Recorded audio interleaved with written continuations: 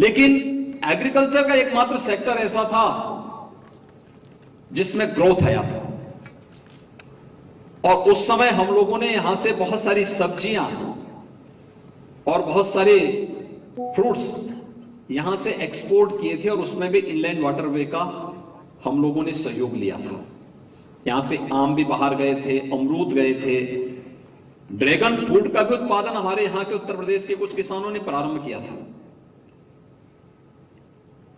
ये सभी सुविधाएं प्राप्त होने का आज परिणाम हम सबके सामने है। और मेरा मानना है कि अगर पहले ऐसा नहीं कि जल परिवहन की सुविधा पहले लोग न लेते रहे हों, उत्तर प्रदेश के अंदर जल मार्ग से आज से 35 साल, 40 साल, 50 साल पहले बड़ी बड़ी नौकाओं के माध्यम से, ऐसा नहीं यहां पर कोयला परिवहन की साल 40, यहां से गुड़ 50 साल और खाद्यान्न यहां से फिर दूसरे बाजारों में जाता था। लेकिन समय के बाद हिमालय से आने वाली नदियों में अधिक सिल्ट होने के नाते नदियां छिछली होती गईं, उसका उपयोग बंद होता गया और लोगों ने सड़क मार्ग का और माल गाड़ियों का उपयोग करना शुरू किया। जब यह ज्यादा महंगा साबित होने लग गया तो यहां से लोगों ने पलायन करना शुरू किया। जो लोग पहले यहां से उत्पादन करके अपने माल को मार्केट में बेचने का काम करते थे या भेजने का काम करते थे, जब उनके पास कार्य नहीं रह गया तो उन्होंने पलायन करना शुरू किया, तो यहां से पलायन किए। याद करिए पिछले 60-70 वर्षों के इस पलायन के इतिहास को। पूर्वी उत्तर प्रदेश से कभी दक्षिण पूर्व एशिया के देशों के लिए और दुनिया के तमाम अन्य देशों के लिए बड़े पैमाने पर मजदूर बनकर के गए लोग। फिर उसके बाद यहां से कोलकाता के लिए लोग गए। जब कोलकाता का उद्योग ट्रेड यूनियन का शिकार हुआ तो फिर वहां के बाद लोगों ने मुंबई के लिए और देश के अन्य भागों के लिए प्रस्थान किया। कोरोना कालखंड में जब लॉकडाउन लगा तो पीयूष जी हमेशा फोन से इस बात के लिए नाराज होते थे, क्या हम करेंगे, इतनी बड़ी संख्या में लोग कहां जाएंगे। और ये मुझसे कहते थे कि आप लोग उत्तर प्रदेश के अंदर जो प्रवासी कामगार श्रमिक आएंगे इनकी व्यवस्था कैसे करेंगे। तो मैंने कहा एक संख्या कितनी होगी, उन्होंने कहा संख्या 1 करोड़ तक पहुंचेगी। मैंने कहा 1 करोड़ में उत्तर प्रदेश की आबादी 25 करोड़ है, 1 करोड़ लोग यहाँ आसानी से आ जाएंगे, आप चिंता क्यों कर रहे हैं। मैंने कहा इससे उत्तर प्रदेश से बिल्कुल निश्चिंत रहिए। और उत्तर प्रदेश में 40 लाख प्रवासी कामगार और श्रमिक उस दौरान आए थे। हमने काम जरूर किया था, जितने लोग आ रहे थे उत्तर प्रदेश से उन सभी नाकों में हम लोगों ने अपनी टीम रखी थी। उन लोगों को रहने की व्यवस्था, उनके खाने की व्यवस्था, उनका मेडिकल चेकअप की व्यवस्था और साथ साथ उनकी स्किल मैपिंग भी हम करते थे। स्किल मैपिंग के माध्यम से कौन व्यक्ति क्या काम, कौन कंप्यूटर ऑपरेटर है, कौन व्यक्ति ड्राइवर है, कौन टेलर मास्टर है, कौन व्यक्ति श्रमिक है, कौन व्यक्ति किस फील्ड में काम करता है, इन सब की स्किल मैपिंग भी हम लोगों ने की। और फिर वहां से हम उनको उनके जनपद की बसेज में पूरी सूची के साथ भेजते थे कि इतने लोग हैं, इनमें से ये लोग इस कार्य में लगेंगे, इनको इसी प्रकार के कार्य के साथ जनपद में जोड़ने का कार्य भी करेंगे। अब आश्चर्य करेंगे कि हम लोगों ने लॉकडाउन को छोड़ दें, उत्तर प्रदेश के अंदर पूरे कोरोना कालखंड में एक भी उद्योग बंद नहीं होने दिया था। हमने वहां पर कुछ सावधानी रखी थी।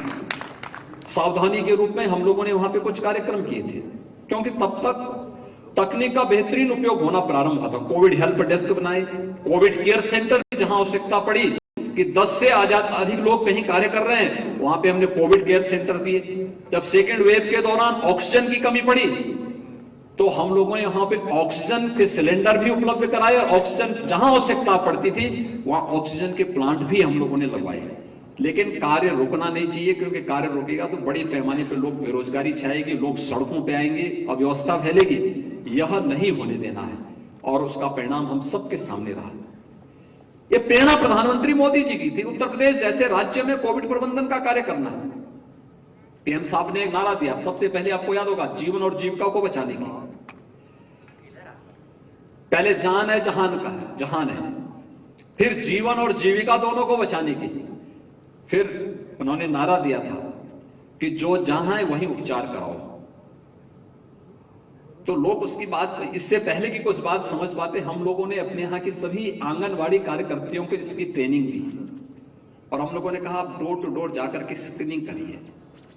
जिस घर में कोई व्यक्ति फीवर से पीड़ित है, उसमें कुछ भी लक्षण आ रहे हैं, उसको वहीं घर में उसको क्वारंटीन करके वहीं उपचार की सुविधा दो और डॉक्टर वहीं जाके देखें, वहीं से उनका सैंपल लें और आवश्यकता पड़ने पर यह भी सुविधा दी जाए कि जिनमें सामान्य लक्षण है, जो घर में ठीक हो सकते हैं, उनको घर में, और जिनमें थोड़ी भी गंभीरता होती है उनको तत्काल हम लोग बेहतरीन सर्विलांस के माध्यम से उन्हें डेडिकेटेड कोविड हॉस्पिटल में पहुंचा के उनको उपचार की सुविधा उपलब्ध करवाते हैं।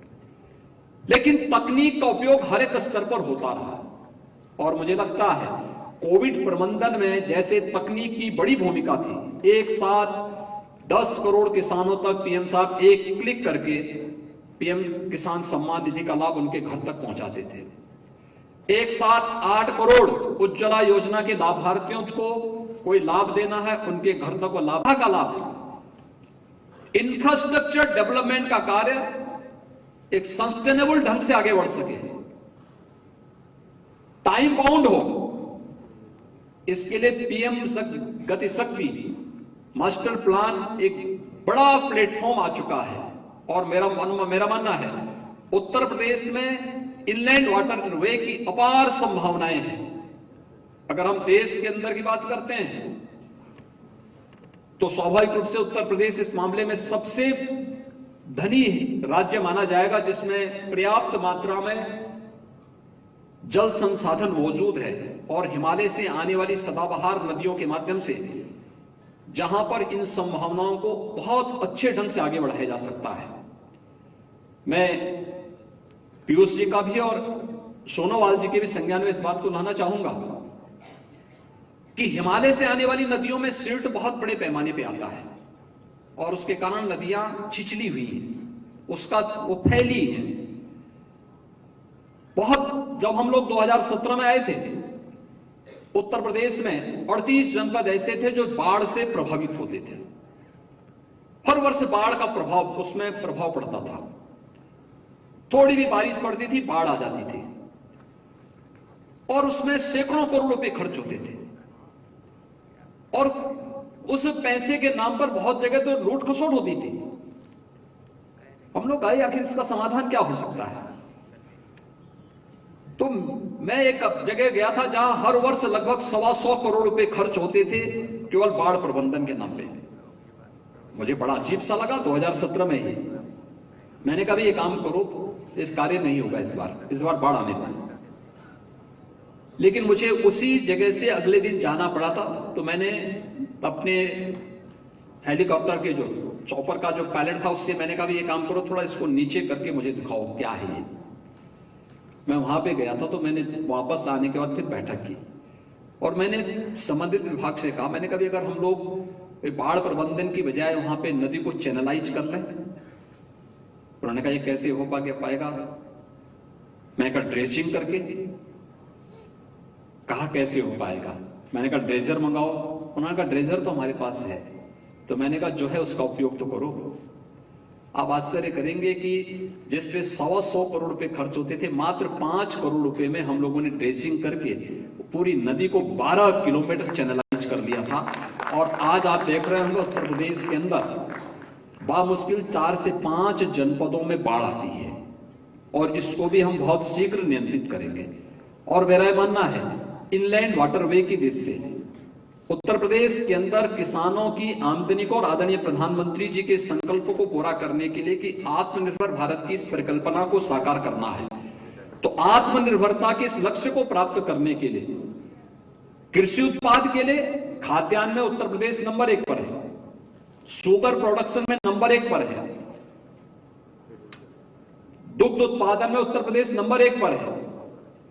उत्तर प्रदेश एमएसएमई का उत्तर प्रदेश में सबसे बड़ा जो क्लस्टर है देश के अंदर वो यूपी के अंदर मौजूद है और आदरणीय प्रधानमंत्री जी के ही मार्गदर्शन में उत्तर प्रदेश ने अपने एमएसएमई को वन डिस्ट्रिक्ट वन प्रोडक्ट के नाम पर पूरे देश के अंदर उसको प्रमोट करने का, उसके प्रमोशन करने के लिए जो कार्यक्रम चलाए हैं, ये सभी कार्यक्रमों को ध्यान में रखते हुए जो मैंने पहले ही बताया कि एक वर्ष के अंदर इनलैंड वाटरवे की सुविधा का लाभ लेकर के उत्तर प्रदेश ने अकेले वाराणसी के आसपास के जनपदों से हम लोगों ने 3,700 करोड़ रुपए के एमएसएमई के प्रोडक्ट को एक्सपोर्ट किया है।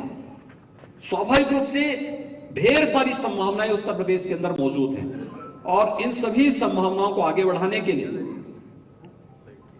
हम लोग आदरणीय प्रधानमंत्री जी के आभारी हैं और मैं धन्यवाद दूंगा कि आज पीएम गतिशक्ति के नेशनल मास्टर प्लान के इनलैंड वाटरवे कॉन्क्लेव का 2 दिवसीय आयोजन के लिए वाराणसी, जो हमारी सांस्कृतिक राजधानी कही जाती है, उस वाराणसी में यह कार्यक्रम आज आयोजित हो रहा है। इस 2 दिवसीय कार्यक्रम में हम उन सभी संभावनाओं को देखेंगे जिन संभावनाओं से हम आदरणीय प्रधानमंत्री जी के उस संकल्प को जमीनी धरातल पर उतारने में मदद मिलेगी। मुझे पूरा विश्वास है यह कोई ठोस निष्कर्ष पर पहुंच करके और आगामी योजनाओं को राज्य सरकार के साथ, लोकल प्रशासन के साथ मिलकर के हम इसको पूरी प्रतिबद्धता के साथ क्रियान्वित करने का कार्य करेंगे। मैं एक बार फिर से इस 2 दिवसीय कॉन्क्लेव के अवसर पर इस पूरे आयोजन के प्रति अपनी शुभकामनाएं देता हूं और विश्वास व्यक्त करता हूं कि बाबा भोलेनाथ, बाबा विश्वनाथ जी की कृपा से और मां गंगा की कृपा से ये पूरा कॉन्क्लेव अपने निष्कर्षों को प्राप्त करेगा। आप सबके प्रति मेरी शुभकामनाएं। धन्यवाद। जय हिंद।